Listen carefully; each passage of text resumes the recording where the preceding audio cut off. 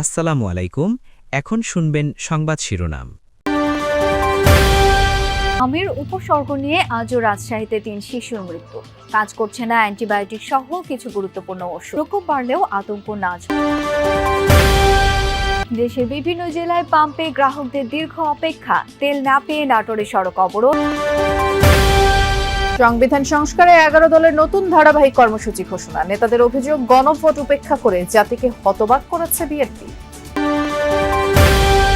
লালবাগ থানার আশরাফুল হত্যা চেষ্টা মামলায় সাবেক স্পিকার শিরিন শারমিন কারাগারে।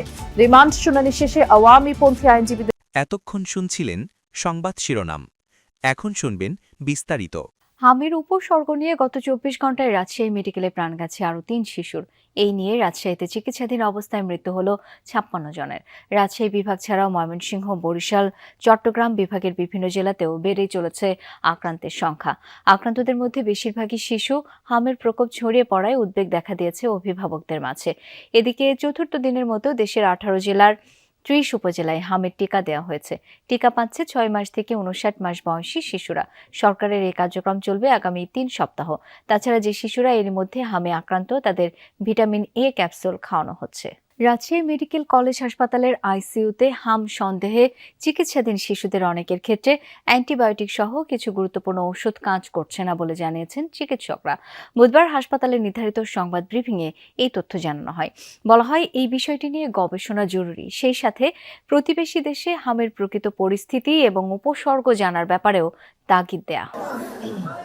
রাজশাহী মেডিকেল কলেজ হাসপাতালে ২৪ ঘন্টায় নতুন করে হাম সন্দেহে ২৩ শিশু ভর্তি হয়েছে। এ সময়ের মধ্যে মারা গেছে ৩ শিশু।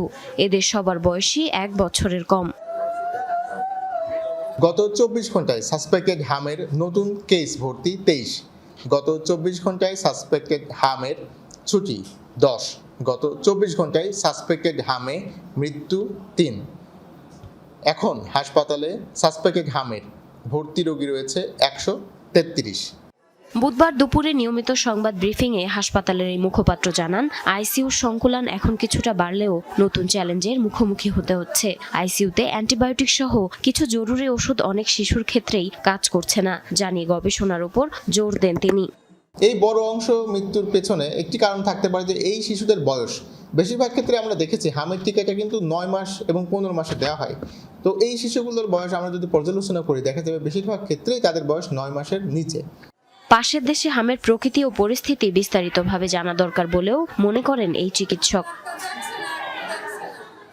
আমাদের পার্শ্ববর্তী দেশগুলোতে এই রোগের প্রকোপটা কেমন, সেখান থেকে যেহেতু হাম একটি ছোঁয়াচে রোগ, সেখান থেকে কোনোভাবে আক্রান্ত হচ্ছে কিনা এটি নিয়েও আসলে গবেষণা করা যেতে পারে। এদিকে এতদিন সরকারি হিসাবের বাইরে থাকলেও গত মঙ্গলবার থেকে নগরীর বেসরকারি হাসপাতালগুলোর চিত্র স্বাস্থ্য বিভাগে পাঠানো শুরু করেছে রাজশাহী সিটি কর্পোরেশন। জ্বালানি তেল নিয়ে হাহাকার থামছেই না। আজও ভোর থেকে বিভিন্ন জেলার পাম্পে যানবাহনের দীর্ঘ লাইন, আবার তেল সংকটের কারণে সাময়িকভাবে বন্ধ অনেক ফিলিং স্টেশন। তেল না পেয়ে সড়ক অবরোধ, মারামারির মতো ঘটনা। জ্বালানি তেল না পেয়ে ক্ষুব্ধ গ্রাহকদের বিক্ষোভ, সড়ক অবরোধ, রাস্তা বন্ধ থাকায় ভোগান্তি সাধারণ মানুষেরও। স্থানীয়রা জানায়, নাটোরের বড়াই গ্রামে পাটোয়ারি ফিলিং স্টেশনে দীর্ঘ সময় অপেক্ষার পরও তেল না পেয়ে ক্ষুব্ধ হয়ে ওঠেন গ্রাহকরা। এক পর্যায়ে পাশের সড়কে অবস্থান নেন তারা। খবর পেয়ে ঘটনাস্থলে যায় প্রশাসনের লোকজন। আলোচনার পর শান্ত হয় পরিস্থিতি। তদন্তে উঠে আসে তদারকির দায়িত্বে থাকা সরকারি কর্মকর্তাকে না জানিয়ে রাতের আধারে পাম্পের লোকজন গোপনে ২৬০০ লিটার পেট্রোল বিক্রি করেছে। পরে পাম্প কর্তৃপক্ষকে ৫০,০০০ টাকা জরিমানা করে ভ্রাম্যমাণ আদালত। তাদের মেশিনটি নষ্ট হয়েছিল গত ৬ তারিখে এবং গত রাতে সেটি ঠিক করা হয়েছে, কিন্তু ঠিক করার পরেও তারা আমাদের ট্যাগ অফিসারের কাছে এটি অবহিত করেনি বা আমাদেরকেও জানায়নি।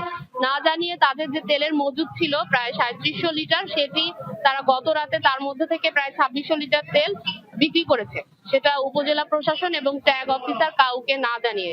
তেল নেয়ার জন্য সিরিয়ালকে কেন্দ্র করে উত্তেজনা ছড়ায় নাটোর শহরের একটি পাম্পে। মারামারিতে আহত হন ২ জন। এ ঘটনায় জিজ্ঞাসাবাদের জন্য একজনকে থানায় নেওয়া হয়। নোয়াখালী সুবর্ণচরে একটি ফিলিং স্টেশনে ভাঙচুরের ঘটনা ঘটেছে। স্টেশন কর্তৃপক্ষ জানায়, তেল শেষ হয়ে যাওয়ার ঘোষণা দিলে হঠাৎই ভাঙচুর ও লুটপাট চালানো হয় পাম্পে। এ সময় ২ জনকে আটক করে পুলিশে দেয়া হয়। চাহিদার তুলনায় অনেক কম সরবরাহের কারণে রংপুর বিভাগের ৮ জেলার পাম্পগুলোর চিত্র পাল্টায়নি। সাময়িকভাবে বন্ধ রয়েছে অনেক ফিলিং স্টেশন। তেল আসার খবর পেলে পাম্পে ভিড় জমাচ্ছেন গ্রাহকরা। খুলনা, রাজশাহী, চট্টগ্রাম, ময়মনসিংহ বিভাগেও কাটেনি সংকট। গণভোটের রায় বাস্তবায়ন নিয়ে সংসদে কোনো সিদ্ধান্ত না হওয়ায় 11 দলীয় ঐক্য ধারাবাহিক আন্দোলনের পথে যেতে বাধ্য হয়েছে এমন মন্তব্য করেছেন জামায়াতের সহকারী সেক্রেটারি জেনারেল ও 11 দলীয় ঐক্যের সমন্বয়ক হামিদুর রহমান আজাদ। দলটির সেক্রেটারি জেনারেল বলেছেন, জুলাই সনদে স্বাক্ষর করেও বিএনপি জাতিকে হতবাক ও হতাশ করে গণভোটকে উপেক্ষা করেছে।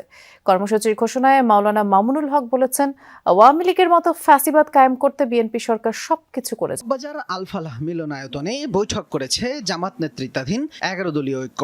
সংবিধান সংস্কার পরিষদের অধিবেশন আহ্বান করে গণভোটের রায় বাস্তবায়ন সহ জ্বালানি সংকট নিরসনের দাবিতে এই বৈঠক করে তারা।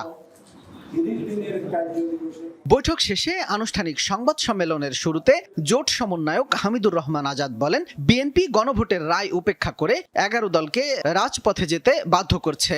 আর বাংলাদেশ খেলাফত মজলিসের আমির মাওলানা মামুনুল হক বলেন, জন আকাঙ্ক্ষা পূরণ না করে একদলীয় শাসন ব্যবস্থা কায়েম করার পথে হাঁটছে বিএনপি।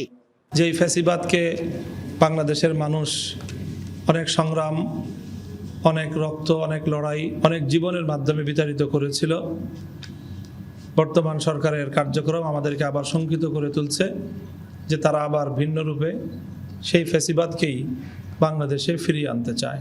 আমরা রাজপথের ধারাবাহিক আন্দোলন সিদ্ধান্ত নিয়েই মাঠে নেমেছি। আজকের এই আলোচনার প্রেক্ষিতে আগামী দিনের যে আন্দোলন এবং এই আন্দোলনের যে কর্মসূচি আজকের বৈঠকে সিদ্ধান্ত নেওয়া হয়েছে। ব্রিফিংয়ে জামাতের সেক্রেটারি জেনারেল অধ্যাপক মিয়া গোলাম পরোয়ার বলেন, গণভোট নিয়ে সংকট বিএনপি তৈরি করেছে, তাই এই সংকট তাদেরই সমাধান করতে হবে। যে সংকট সাবেক স্পিকার ডক্টর শিরিন শারমিন চৌধুরীর রিমান্ড শুনানির সময় এজলাসে হট্টগোল করেছেন আসামি পক্ষের আইনজীবীরা। সেই সাথে জয় বাংলা স্লোগানও দেওয়া হয়। ভিড়ের মধ্যে আসামি শিরিন শারমিন সিঁড়ি থেকে নামার সময় পড়ে যান।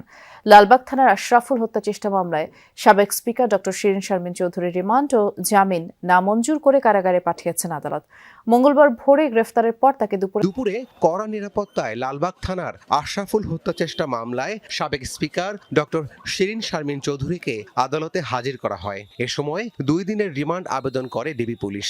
তবে রিমান্ডের বিরোধিতা করে তার জামিন চান আসামিপক্ষের আইনজীবীরা। বিচারক রিমান্ড আবেদন নামঞ্জুর করে কারাগারে পাঠানোর নির্দেশ দেন।